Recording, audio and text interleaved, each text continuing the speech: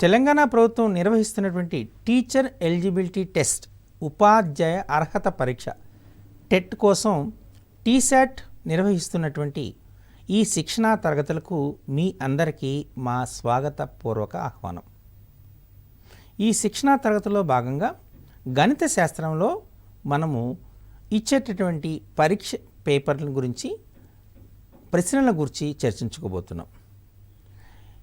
ఈ గణిత శాస్త్రంలో ముఖ్యంగా 8 విభాగాలు ఇవ్వబడ్డాయి. Number system, algebra, arithmetics, geometry, mensuration, data interpretation, trigonometry. ఇందులో జామెట్రీ అనేటువంటిది చాలా ప్రధానమైనటువంటి అంశం. మొత్తము గణితానికి కేటాయించబడిన మార్కులు 30 మార్కులు. అందులో 24 మార్కులు కంటెంట్కి, 6 మార్కులు పెడగాజీకి కేటాయింపబడ్డాయి. పాత పేపర్ని ఒకసారి పరిశీలిస్తే జామెట్రీకి సుమారు 4 లేదా 5 మార్కులు కేటాయించినట్లుగా మనం గమనించవచ్చు. అంటే మనకు 4 లేదా 5 ప్రశ్నలు వస్తాయి. ఈ కాన్సెప్ట్ బేస్డ్ క్వశ్చన్స్ ఎక్కువగా వచ్చే అవకాశం ఉంటుంది. కాబట్టి మీరు ఈ కాన్సెప్ట్ని చాలా జాగ్రత్తగా పరిశీలిస్తే, అర్థం చేసుకుంటే మీకు సులభంగా ఆ 4 లేదా 5 మార్కులు వచ్చే అవకాశం ఉంటుంది.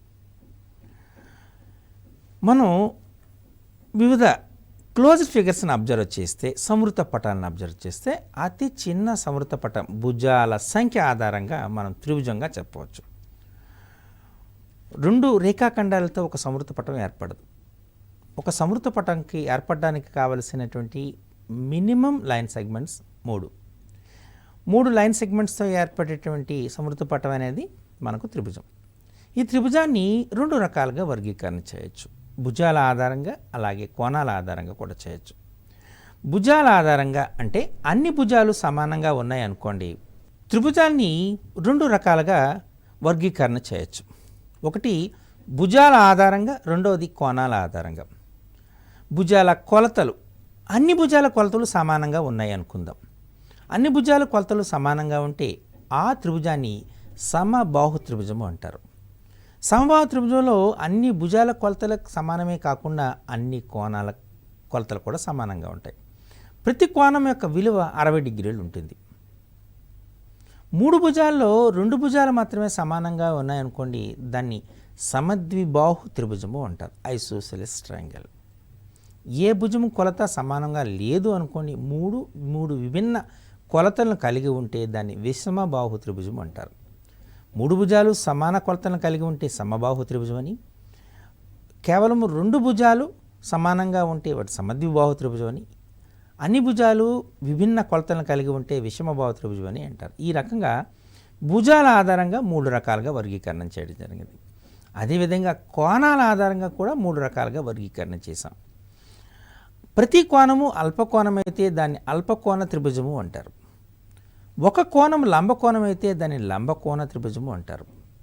ఒక కోణం అధిక కోణం అయితే అధిక కోణ త్రిభుజము అంటారు. అంటే త్రిభుజాల్ని కోణాల ఆధారంగా అల్పకోణ త్రిభుజమని, అధిక కోణ త్రిభుజమని, లంబకోణ త్రిభుజమని 3 రకాలుగా వర్గీకరణ చేయటం అనేటువంటిది జరిగింది. ప్రతి సమబాహు త్రిభుజము ఒక అల్పకోణ త్రిభుజమే, కానీ ప్రతి అల్పకోణ త్రిభుజం ఒక సమబాహు త్రిభుజం కానవసరం లేదు. ఈ రెండింటి ఆధారంగా అంటే భుజాల ఆధారంగా కేటాయింపబడినటువంటి త్రిభుజాలు, కోణాల ఆధారంగా కేటాయింపబడినటువంటి త్రిభుజాలని మనం పరిశీలిస్తే అక్కడ మనకు మరొక అంశం దొరుకుతుంది.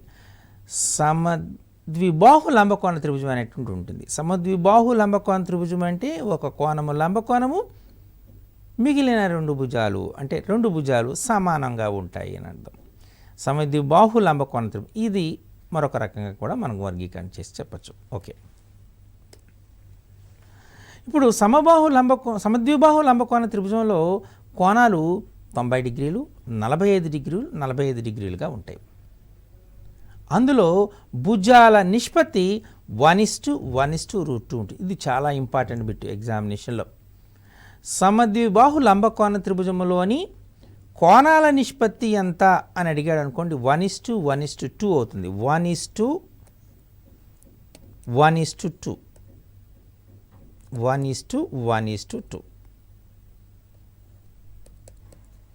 1:1:2 ఏంటి? కోణాల యొక్క నిష్పత్తి. 1:1:2 ఏంటి? దాని యొక్క భుజాల నిష్పత్తి. ఇది చాలా ఇంపార్టెంట్ బిట్ మీకు ఎగ్జామినేషన్లో. ఏదైనా ఒక త్రిభుజంలో ఉండగలిగిన గరిష్ట లంబకోణాల సంఖ్య 1. అంటే ఆ త్రిభుజంలో 1 కంటే ఎక్కువ కోణాలు లంబకోణాలు అయ్యే అవకాశం లేదు. ఇందుచేత త్రిభుజంలోని 3 కోణాల మొత్తం 180 డిగ్రీలు కాబట్టి ఒక కోణము 90 అయితే మిగిలిన 2 కోణాల మొత్తం 90 డిగ్రీలు అవుతుంది. కాబట్టి మూడో కోణము 90 డిగ్రీలు అయ్యే సందర్భము లేదు. అందుచేత ఎగ్జాంపుల్ ఎలా అడుగుతుందంటే ఒక త్రిభుజములో ఉండగలిగిన గరిష్ట లంబకోణాల సంఖ్య ఎంత అని అడుగుతాడు. 1 అని చెప్పాలి. ఒక లంబకోణ త్రిభుజంలో లంబకోణానికి ఎదురుగా ఉన్నటువంటి భుజాన్ని కర్ణము హైపోటెనస్ అంటారు. ఇదే ఆ 3 భుజాల్లో ఎక్కువ పొడవు కలిగినటువంటి భుజం, అదే కర్ణం. త్రిభుజంలోని 3 అంతరాభిముఖ కోణాల మొత్తము 180 డిగ్రీలు అవుతుంది. Angle A plus angle B plus angle C is equal to 180 అవుతుంది. ఏ త్రిభుజంలోని 3 కోణాల మొత్తమైన 180 డిగ్రీలు అవుతుంది. ఒక త్రిభుజంలోని ఒక భుజాన్ని పొడిగిస్తే వచ్చేటటువంటి కోణాన్ని బాహ్య కోణము అంటారు. ఇక్కడ మనం తీసుకున్నటువంటి ఏసీ అనే భుజాన్ని పొడిగించామనుకోండి, ఎక్స్ అనేటువంటి ఒక కోణం పడుతుంది. ఇందులో ఏబిసి అనేవి అంతర్కోణాలు అయితే ఎక్స్ వై జెడ్ బాహ్య కోణాలు అవుతాయి. అంతర కోణాల మొత్తము 180 డిగ్రీలు అవుతుంది. అలాగే బాహ్య కోణాల మొత్తము 360 డిగ్రీలు అవుతుంది. ఈ విషయాన్ని మీరు చాలా జాగ్రత్తగా గుర్తుపెట్టుకోవాలి. మీకు ఒక డౌట్ రావచ్చు, ఈ 360 డిగ్రీలు ఎలా అవుతుంది? ఈ 2 కోణాల మొత్తం ఎంత? 180 డిగ్రీలు. ఈ 2 కోణాల మొత్తం ఎంత? 180 డిగ్రీలు. ఈ 2 కోణాల మొత్తం ఎంత? 180 డిగ్రీలు. అంటే 180 ప్లస్ 180 ప్లస్ 180 540 డిగ్రీలు అవుతాయి మా కోణాలు. ఈ 3 కోణాల మొత్తం ఎంత? 180 డిగ్రీలు. 540లో 180 తీసేసేయండి, ఎంత వచ్చింది? 360 డిగ్రీలు. అంటే త్రిభుజములోని అంతర కోణాల మొత్తం 180 డిగ్రీలు, త్రిభుజములోని బాహ్య కోణాల మొత్తము 360 డిగ్రీలు. ఈ విషయాన్ని జాగ్రత్తగా గుర్తుపెట్టుకోండి. దీనిపైన ఒక ప్రశ్న ఎగ్జామినేషన్లో అడిగిన దాన్ని ఇప్పుడు చర్చించబోతున్నాం. ఒక స్టార్ ఇచ్చాడు. ఈ స్టార్లోని 5 కోణాల మొత్తం ఎంత? A plus B plus C plus D plus E విలువ ఎంత అని అడిగాడు. దీన్ని సుమారు ఒక 10 పద్ధతుల్లో సాధించవచ్చు. దీన్ని సింపుల్గా నేను తీసుకుంటున్నాను. మీకు ఇంతకుముందు ఒక సిద్ధాంతాన్ని మాట్లాడాను. ఏంటి అంటే, ఒక త్రిభుజములో ఒక భుజాన్ని పొడిగించగా ఏర్పడు బాహ్య కోణము దాని అంతరాభిముఖ కోణాల మొత్తానికి సమానముగా ఉంటుంది. ఇది చాలా ఇంపార్టెంట్ బిట్.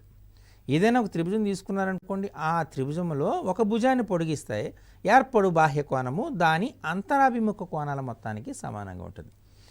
ఆ స్టేట్మెంట్ ఆధారంగా ఈ లెక్కను చేయాలనుకుంటున్నాం. ఇక్కడ మనం ఈ మిగతా ఖండన బిందువుని ఏదో FGHIJ అని పేరు పెట్టేశాను.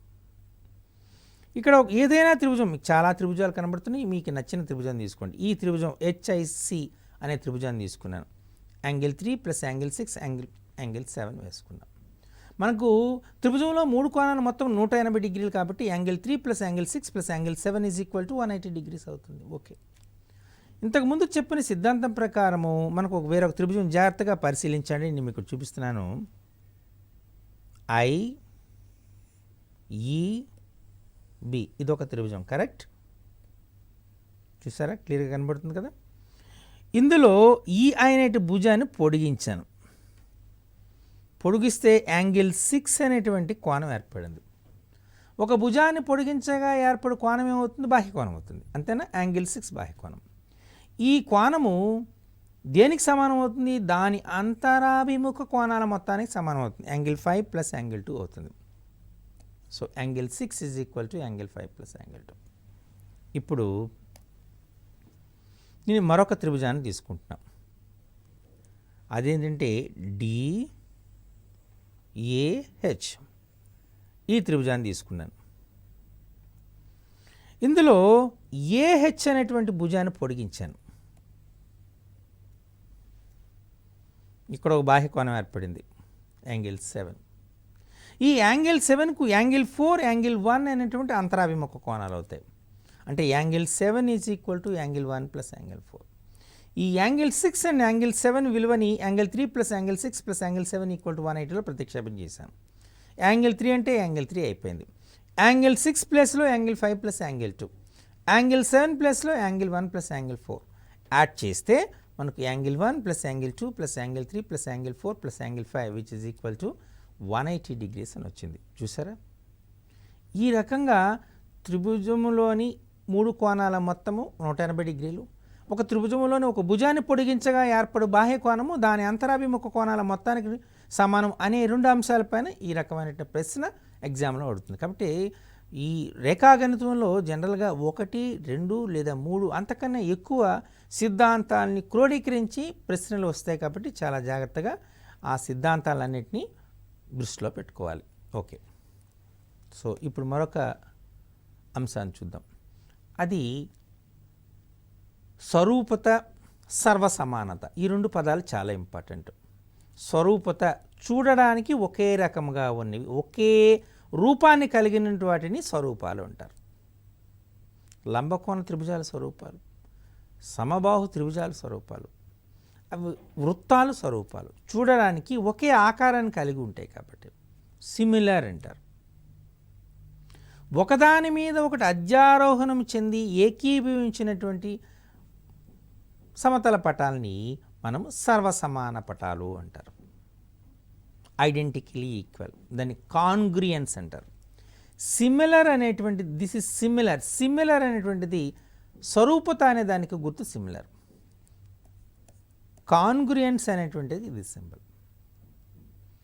అన్ని సర్వసమాన పటాలు స్వరూపాలే, అన్ని స్వరూపాలు సర్వసమానాలు కావు. ఇది చాలా ఇంపార్టెంట్ బిట్. అయితే త్రిభుజాలకు సర్వసమానత కోసం కొన్ని నియమాలు ఉన్నాయి. ఆ నియమాల గురించి ఇప్పుడు చర్చించుకుందాం. ఒక త్రిభుజములోని 3 భుజాలు మరొక త్రిభుజంలోని అనురూప భుజాలకి సమానమైతే ఆ 2 త్రిభుజాలు సర్వసమానాలు అవుతాయి. ఇప్పుడు 2 త్రిభుజాలు మనం తీసుకున్నాం. ట్రయాంగిల్ ఏబిసి, ట్రయాంగిల్ డిఈఎఫ్ అనేటువంటి 2 త్రిభుజాలు తీసుకున్నాం. ఇందులో AB is equal to DE, AC equal to DF, BC is equal to EF. అంటే భుజము భుజము భుజము, సైడ్ సైడ్ సైడ్.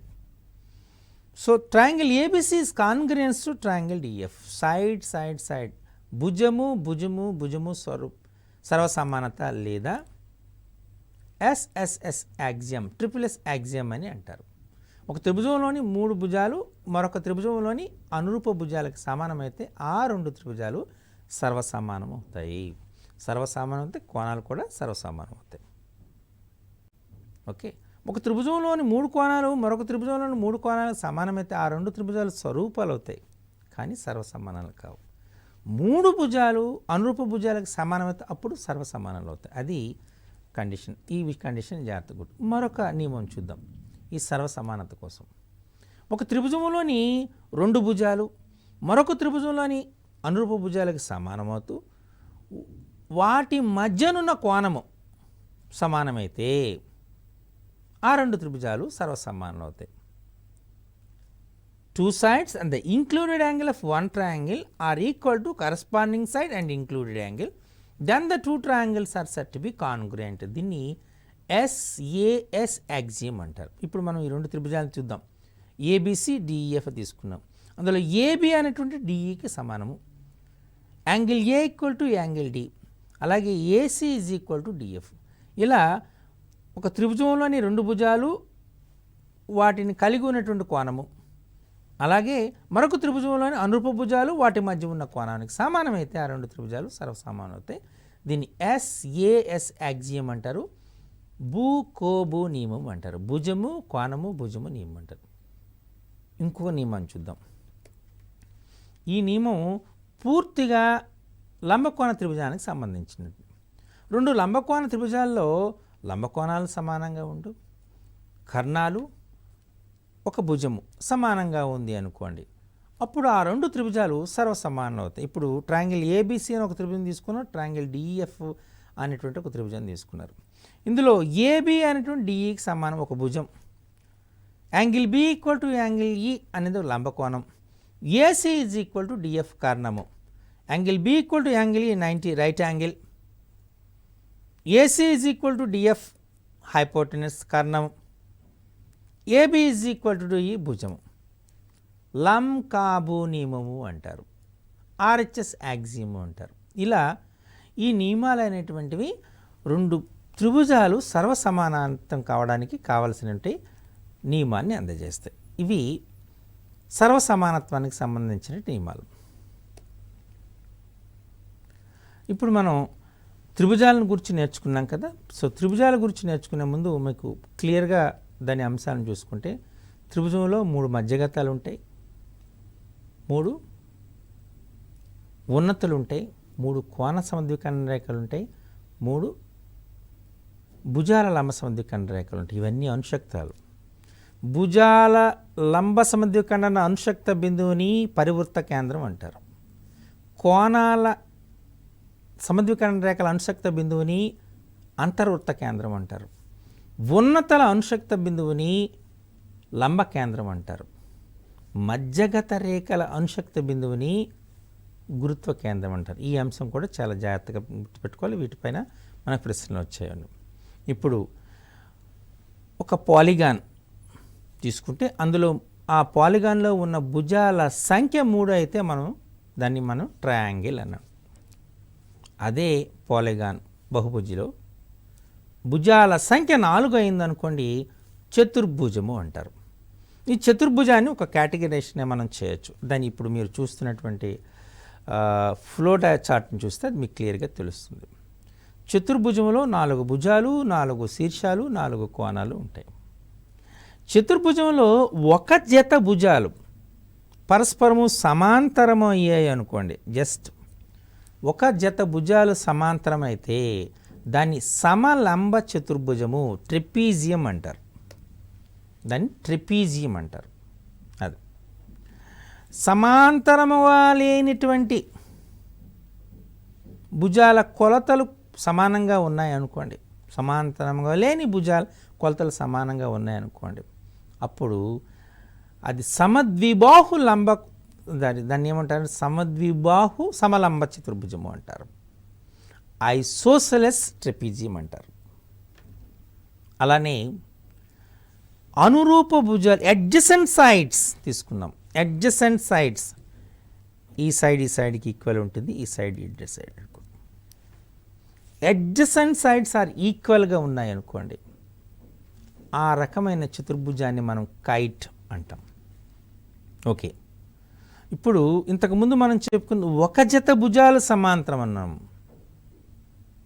ఎదురెదురుగా ఉన్న భుజాలు సమాంతరం అయ్యాయి అనుకుంటే 2 జతల భుజాలు కూడా సమాంతరాలు అయ్యాయి అనుకోండి, ఎదురెదురుగా ఉన్న భుజాలు సమాంతరం అయ్యాయి అనుకోండి, దాన్ని మనం సమాంతర చతుర్భుజము ప్యారలలోగ్రామ్ అంటారు. భుజాలు సమాంతర చతుర్భుజంలో భుజాలు పరస్పర ఎదురెదురు భుజాలు సమాంతరము మరియు సమానంగా ఉంటాయి. కర్ణాలు సమద్వికరణం చేసుకుంటే ఖండించుకుంటే అంతే. ఓకే, అంటే ఎదురెదురు భుజాలు సమాంతరం అయితే దాన్ని సమాంతర చతుర్భుజం అంటారు. ఇప్పుడు సమాంతర చతుర్భుజం కొన్ని ప్రత్యేకమైన కండిషన్స్ ఉన్నాయి. ఎదురెదురు భుజాలు సమానము మరియు సమాంతరం అని చెప్పాం. ఆసన్న భుజాలు కూడా సమానమయ్యాయి అనుకోండి, సమాంతర చతుర్భుజంలో ఆసన్న భుజాలు కూడా సమాంతరము అయితే అప్పుడు ఆ సమాంతర చతుర్భుజము సమచతుర్భుజము రాంబస్ అవుతుంది. అంటే 4 భుజాలు సమానం అవుతాయి. ఆసన్న భుజాలు సమానం మాత్రమే కాకుండా ప్రతి కోణము లంబకోణం అయింది అనుకోండి, అప్పుడు అది దీర్ఘ చతురస్రం అవుతుంది. 4 భుజాలు సమానము, 4 కోణాలు సమానమైతే ఆ సమాంతర చతుర్భుజము చతురస్రము అవుతుంది. ఈ రకంగా మనము ఈ చతుర్భుజాల మధ్యటువంటి సంబంధాన్ని చెప్పచ్చు. ఏదైనా ఒక చతుర్భుజములోని 4 కోణాల మొత్తము 180 డిగ్రీలు 360 డిగ్రీలు, చతుర్భుజములోని 4 కోణాల మొత్తము 180 డిగ్రీలుగా గుర్తుపెట్టుకోవాలి. ఓకే, ఇప్పుడు మనం తీసుకుందులో కొన్ని ముఖ్యమైన అంశాలు, త్రిభుజానికి సంబంధించి కొన్ని ముఖ్యమైన అంశాలని జాగ్రత్తగా పరిశీలిద్దాం. ఇది ఒక లంబకోణ త్రిభుజం. లంబకోణ త్రిభుజంలో లంబకోణానికి ఎదురుగా ఉన్నటువంటి భుజాన్ని మనం కర్ణము అంటారు, తెలుసు కదా. ఈ కర్ణం పైన దీన్ని ఫర్ ఎగ్జాంపుల్ దీన్ని ఏబిసి అని పేరు పెట్టాం. AC square is equal to AB square plus BC square అవుతుంది. AC square equal to AB square plus BC square. కర్ణము మీది వర్గము మిగిలిన భుజాల మీది వర్గాల మొత్తానికి సమానము. కర్ణము మీది వర్గము మిగిలిన భుజాల మీద వర్గాల మొత్తానికి సమానం. దీన్ని పైథాగరస్ సిద్ధాంతము అంటారు. ఈ పైథాగరస్ సిద్ధాంతం బేస్ చేసుకుని మనకు చాలా అప్లికేషన్స్ అనేటువంటివి ఉన్నాయి. AC square is equal to AB square plus BC square అవుతుంది. క్లియర్? ఓకే, దీన్ని పైథాగరస్ సిద్ధాంతం అంటారు. ఏదైనా ఒక త్రిభుజం తీసుకున్నాం అనుకోండి, ఒక భుజానికి సమాంతరంగా గీయబడిన రేఖ డిఈ, ఒక భుజానికి సమాంతరంగా గీయబడిన రేఖ, ఈ రేఖ గీయబడింది. ఇక్కడ DE is parallel to BC అవుతుంది. DE is parallel to BC. ఒక భుజానికి సమాంతరంగా గీయబడిన రేఖ మిగిలిన రెండు భుజాలని ఒకే నిష్పత్తిలో విభజిస్తుంది. అంటే AD by DB is equal to AE by EC అవుతుంది. అదేవిధంగా AD by AB is equal to AE by AC కూడా అవుతుంది. ఏదైనా ఒక త్రిభుజంలో ఒక భుజానికి సమాంతరంగా గీయబడిన రేఖ మిగిలిన రెండు భుజాలని ఒకే నిష్పత్తిలో విభజిస్తుంది. దీన్ని బేసిక్ ప్రపోర్షనాలిటీ థీరం అంటారు, ప్రాథమిక అనుపాత సిద్ధాంతం. దీనిపై కూడా మనకు ఎగ్జామ్లో క్వశ్చన్స్ వచ్చేటటువంటి అవకాశం ఉంటుంది. ఫర్ ఎగ్జాంపుల్ నేను ఇక్కడ ఒక పిక్చర్ తీసుకుందాం. ఏబిసి అనేటువంటి ఒక ట్రయాంగిల్ తీసుకుందాం. DE is parallel to BC అన్నాం. ఏడి అనేది 2 తీసుకున్నాం, ఇది దీన్ని 3 తీసుకున్నాం, లేదా ఇది 8 తీసుకున్నాం, ఇది 2 ఇది 8 అనుకున్నాం, ఇది 3. What is it? AD is equal to 2 units, dB is equal to 8 units, AE equal to 3 units. EC value ఎంత అని అడుగుతాడు. ఇంతకుముందు మీకు చెప్తున్నాను ఏంటి ఇది? AD by DB is equal to AE by EC అన్నాం, అంతే కదా. అంటే 2/8 is equal to 3 something, we doesn't know. 2/8 అంటే 1/4. సో ఎక్స్ ఇట్ వచ్చేసింది అనుకోండి, దీన్ని మల్టిపుల్ చేస్తే ఎక్స్, అప్పుడు ఏమవుతుంది? ఎక్స్ ఈజ్ ఈక్వల్ టు 12 అవుతుంది. ఇది క్యాలిక్యులేట్ చేసి, లేదా డైరెక్ట్గా చెప్పచ్చు. 2ని 4తో మల్టిప్లై చేస్తే 8 వస్తుంది, కాబట్టి 3ని 4తో మల్టిప్లై చేస్తే 12 వస్తుంది. ఓకే, సో ఇలాగే వేరొక అప్లికేషన్ క్వశ్చన్ చూద్దాం. ఎగ్జామ్లో అడిగినటువంటి దాన్ని ఏబిసి తీసుకున్నాం. ఇక్కడ మనకు ఇలా దీని ఏరియా ఇచ్చాడు. దీన్ని ఫర్ ఎగ్జాంపుల్ ఇది 9 యూనిట్స్ ఇచ్చాడు, ఇది 16 యూనిట్స్ ఇచ్చాడు. ఏరియా అనేది ఇది 16 యూనిట్స్ ఇచ్చాడు. ఇది ఎంత ఇచ్చాడు? 9 యూనిట్స్ ఇచ్చాడు, ఇది 16 యూనిట్స్ ఇచ్చాడు. మనకి ఇప్పుడు అడిగినటువంటి దీన్ని డిఈ ఇచ్చాడు. ఇక్కడ ఏడి బై డిబి కావాలన్నాడు, ఎంత అవుతుంది? దీన్ని బట్టి ఇక్కడ ఏడి బై డిబి అడిగాడు అనుకోండి. ఏడి బై డిబి అడిగేటప్పుడు క్లియర్గా మనకేమవుతుంది? ఇదంతా మనకు తీసుకునేట్లేదు, లేదా ఏడి బై ఏబి అడుగుంది అనుకోండి. అడిగాడు క్వశ్చన్ ఎంత? ఏడి బై ఏబి వాల్యూ ఎంత అన్నాడు. అంటే ఇక్కడ మనకు ట్రయాంగిల్ ఏడిఈ వైశాల్యం తీసుకుంటే ఎంత వస్తుంది? 9 యూనిట్స్ ఇచ్చాడు. ట్రయాంగిల్ ఏబిసి వైశాల్యం ఎంత అవుతుంది చెప్పండి? 9 + 16 25 యూనిట్స్. అప్పుడు మనకు AD by AB or AD square by AB square is equal to triangle ADE వైశాల్యము బై ట్రయాంగిల్ ఏబిసి వైశాల్యం అవుతుంది. వైశాల్యాల నిష్పత్తి అనురూప భుజాల యొక్క వర్గాల నిష్పత్తికి సమానం అవుతుంది. అంటే ఇక్కడ మనకు 9/25 అవుతుంది. అంటే మనకు √9/25 అంటే మనకు 3/5 అవుతుంది. 3:5. AD is to AB equal to 3:5 అని ఈ రకంగా బేసిక్ ప్రపోర్షనాలిటీ థియరం పైన మనకు ప్రశ్నలు ఇచ్చే అవకాశం ఎక్కువగా ఉంటుంది. ఓకే, అలాగే మనకు మిడ్ పాయింట్ థియరం పైన కూడా అడిగే క్వశ్చన్లు ఎక్కువగా ఉంటాయి. మిడ్ పాయింట్ థియరం అంటే ఏబిసి అనేటువంటి త్రిభుజం తీసుకుందాం. ఏబిసి అనే ట్రయాంగిల్ తీసుకున్నాం. ఒక త్రిభుజం యొక్క మధ్య బిందువు నుండి మరొక భుజానికి సమాంతరంగా గీయబడిన రేఖ మూడో భుజాన్ని సమద్విఖండన చేస్తుంది. అంటే AD by DB is equal to AE by EC అవుతుంది. ఎప్పుడు మనకి AD is equal to dB, ఈ రెండు ప్యారలల్ అయినప్పుడు సమానం అవుతాయి కూడా. AD is equal to dB అయితే ఏఈ ఈక్వల్ టు ఈసీ అనేటువంటి అయిపోతుంది. ఇది మధ్యగా మిడ్ పాయింట్ థీరం అని అంటారు. ఇలా మిడ్ పాయింట్ థీరం పైన కూడా మనకు కొన్ని ప్రశ్నలు వచ్చేటువంటి అవకాశం ఉంటుంది. వృత్తము తీసుకున్నాం. వృత్తము ఒక స్థిర బిందువు నుండి సమాన దూరములో ఉన్న బిందువుల పదాన్ని వృత్తము అంటారు. స్థిర బిందువుని వృత్త కేంద్రము అంటారు. స్థిర బిందువు నుండి వృత్తంపై ఏదైనా ఒక బిందువుకు గల దూరం, అంటే కేంద్రము నుండి వృత్తంపై ఏదైనా బిందువు గల దూరాన్ని వ్యాసార్థము అంటారు. రేడియస్ ఆర్ అనే అక్షరం సూచిస్తారు. వృత్తంపై ఏదైనా రెండు బిందువులను కలిపే రేఖాఖండాన్ని వృత్తం యొక్క జ్యా అంటారు. కేంద్రము గుండా పోయే వృత్తజాని వ్యాసము అంటారు. ఒక వృత్తములో అతి పెద్ద జ్యా వ్యాసం అవుతుంది. ఒక వృత్తములో గీయగలిగినటువంటి వ్యాసముల సంఖ్య అనంతం అవుతుంది. వ్యాసానికి వ్యాసార్థానికి మధ్య గల సంబంధము వ్యాసాన్ని డి అనుకుంటే D is equal to 2r. Okay, ఏదైనా వృత్తం తీసుకున్నాం అనుకోండి, ఈ మనం వృత్తం అనుకుంటే దీని అర్ధవృత్తము అంటారు, మీకు తెలిసినట్టు. ఇది ఏబి అనేది వ్యాసం. అర్ధవృత్తములోని కోణం 90 డిగ్రీలు అవుతుంది.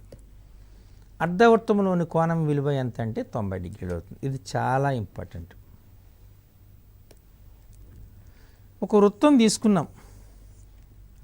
ఒక వృత్తాన్ని ఒకే బిందువు వద్ద స్పృశించుతూ పోయేటటువంటి రేఖని స్పర్శ రేఖ అంటారు.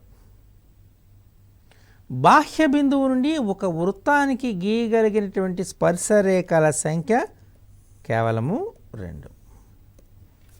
ఒక వృత్తానికి బాహ్య బిందువు నుండి కేవలం 2 స్పర్శ రేఖలను మాత్రమే గీయగలుగుతాం. ఆ స్పర్శ రేఖల పొడవులు సమానంగా ఉంటాయి. మీకు ఆల్రెడీ తెలుసు. ఇలా మనం కాన్సెప్ట్ తీసుకుంటే దీన్ని ఓ అనుకున్నారు, దీన్ని ఏ అనుకున్నారు, దీన్ని బి, దీన్ని పి తీసుకున్నప్పుడు ఓఏ, ఇక్కడ మనం ఓపి తీసుకున్నాం అనుకోండి, OA is equal to OB అవుతుంది, వ్యాసార్థాలు కాబట్టి. అంతేనా? అలాగే వ్యాసార్థం స్పర్శ బిందువు వద్ద గీయబడిన వ్యాసార్థానికి స్పర్శరేఖకి గల మధ్య కోణం 90 డిగ్రీలు అవుతుంది. అంటే ఇది రైట్ ట్రయాంగిల్. ఈ కోణం ఈ కోణానికి సమానం, ఈ భుజము ఈ భుజానికి సమానం, ఈ భుజము ఈ భుజానికి సమానం. ఇంతకుముందు మనం చర్చించినట్టు ఆర్హెచ్ఎస్ యాక్సియం ప్రకారము ట్రయాంగిల్ ఏఓపి, ట్రయాంగిల్ బిఓపి అనేటువంటి సర్వసమానాలు అవుతాయి. అంటే ఒక వృత్తానికి బాహ్య బిందువు నుండి గీయబడినటువంటి స్పర్శ రేఖల పొడవులు సమానము. ఈ విషయం చాలా జాగ్రత్తగా గుర్తుపెట్టుకోవాలి. వృత్తాన్ని 2 బిందువుల వద్ద ఖండించే రేఖని మనం ఛేదన రేఖ అంటారు, సీకెంట్ అంటారు. వృత్తములో కొంత భాగాన్ని మనము సెగ్మెంట్ అంటారు. మేజర్ సెగ్మెంట్, మైనర్ సెగ్మెంట్ అనేటువంటిది తీసుకున్నాం. దీన్ని వృత్తఖండము అంటాం.